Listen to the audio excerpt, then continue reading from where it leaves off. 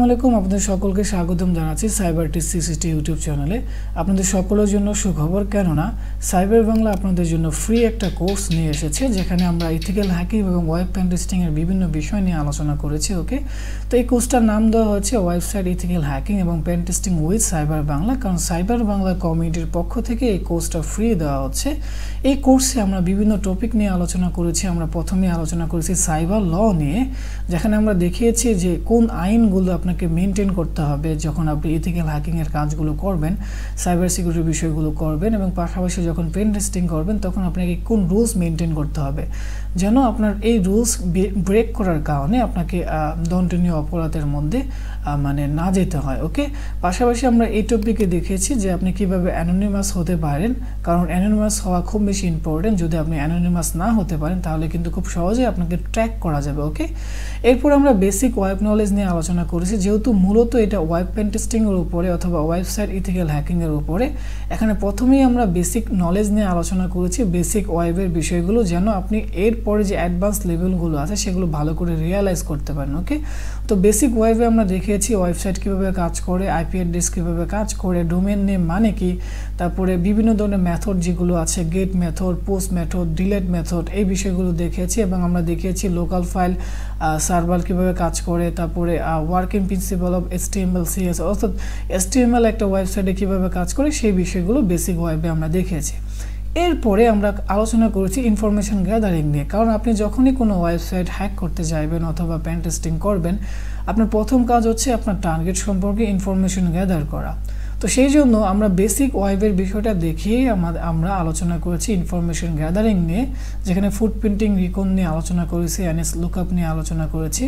অনেকেই মনে করেন যে ফুটপ্রিন্টিং এবং রিকন একই জিনিস, অবশ্যই দুইটা একই জিনিস নয়, কারণ ফুটপ্রিন্টিং হচ্ছে রিকনের একটা পার্ট, যেখানে আমরা রিকন নিয়ে মূলত সব বলতে পারি, কিন্তু রিকনের একটা পার্ট হচ্ছে ফুটপ্রিন্টিং, যেখানে আমরা অ্যাক্টিভ ফুটপ্রিন্টিং এবং বেসিক ফুটপ্রিন্টিং করে থাকি। এই বিষয়গুলো পড়ানোর সময় বিস্তারিত বুঝতে পারবেন। তো আমরা এখানে ইনফরমেশন গ্যাদারিংয়ের বিভিন্ন বিষয় নিয়ে আলোচনা করেছি, সুডান, তারপরে গুগল লর্কিং, তারপরে গুগল হ্যাকিং নিয়ে আলোচনা করেছি। আমরা এখানে প্রত্যেকটা বিষয় স্টেপ বাই স্টেপ দেখিয়েছি।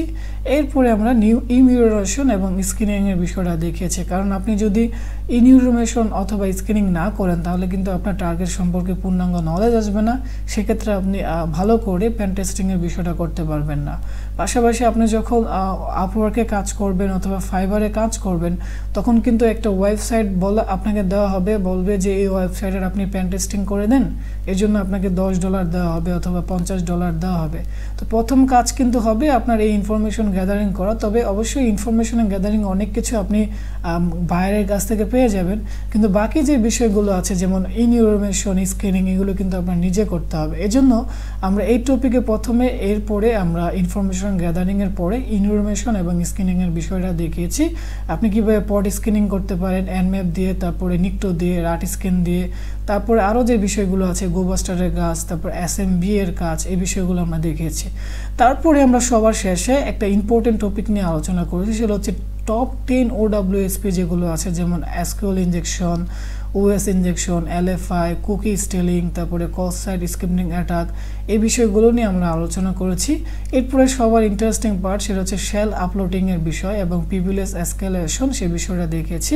আমরা দেখিয়েছি কিভাবে বিভিন্ন ওয়েবসাইটে আপনি শেল আপলোড করতে পারেন যদি ওখানে আপলোড করার ফাংশন থাকে, এবং আপলোড করার পরে সেটা আপনি কিভাবে অ্যাডমিনের অ্যাক্সেস নিতে পারেন অথবা রোডের অ্যাক্সেস নিতে পারেন। ওকে, এরপরে আমরা ওয়েবসাইটে ডিফেন্স আপলোডিংয়ের বিষয়টাও দেখিয়েছি। ওকে, এরপরে সবার শেষে বোনাস হিসেবে আমরা দেখিয়েছি যে আপনি কিভাবে ওয়েবসাইট এর যে প্রবলেমগুলো আছে সেগুলো CTF এর ক্ষেত্রে সলভ করতে পারেন, যেগুলো আমরা এগুলো দেখলাম। এই বেসিকের উপর ভিত্তি করে CTF এ কীভাবে ওয়েবের প্রবলেমগুলো সলভ করতে পারেন, পাশাপাশি ফ্রিল্যান্সিংয়ে এই বিষয়গুলো আসলে আছে কি না সেই বিষয়গুলোর সাথে আপনাদের ইন্ট্রোডাকশন করে দেওয়া হবে। পাশাপাশি ওয়েব পেন টেস্টিংয়ে ফাইবারের ক্ষেত্রে আসলে এই যে টপিকগুলো আমরা করলাম, কেন করলাম, এগুলো আসলে বাস্তবে আছে কিনা সেই বিষয়গুলোর সাথে আপনাদেরকে পরিচয় করে দেওয়া হবে। সবার শেষে এই যে টপিকগুলো দেখলাম OWSP, এই বিষয়গুলো কোথায় বাগ বাউন্ডারিতে কাজে লাগে কিনা সেই বিষয়গুলো আপনাদেরকে দেখানো হবে। ওকে, তো এই কোর্সে আমরা এই বিষয়গুলো দেখাবো, যেটা সম্পূর্ণই ফ্রি, যেটা আপনি পেড কোর্সে টাকা দিয়েও পাবেন না। কারণ হচ্ছে CyberBangla হচ্ছে একটা সাইবার সিকিউরিটি অর্গানাইজেশন, যেখান থেকে আমাদের মূল উদ্দেশ্য হচ্ছে যেন আমরা হ্যাকিং এবং সাইবার সিকিউরিটির মাধ্যমে আমরা আমাদের নলেজ শেয়ার করে আপনাদের সাথে আমরা আমাদের দেশকে প্রোটেক্ট করতে পারি। ওকে, তো এই বিষয়গুলো আরও ভালো করে জানার জন্য আপনারা আমাদের কমিউনিটিতে যাবেন, এখানে গিয়ে ক্লিক করবেন। ক্লিক করার পরে দেখতে পারবেন যেখানে বলা আছে যে cyber Bangla website ethical hacking and pen testing cyber Bangla, এটা 11 তারিখে শুরু হবে। এখানে আসার পরে এখানে দেখবেন ইতিমধ্যে দুইজন ভাই আপনার এখানে কমেন্ট করেছে, ফয়সাল হাসান এবং হাসান উজ্জামান।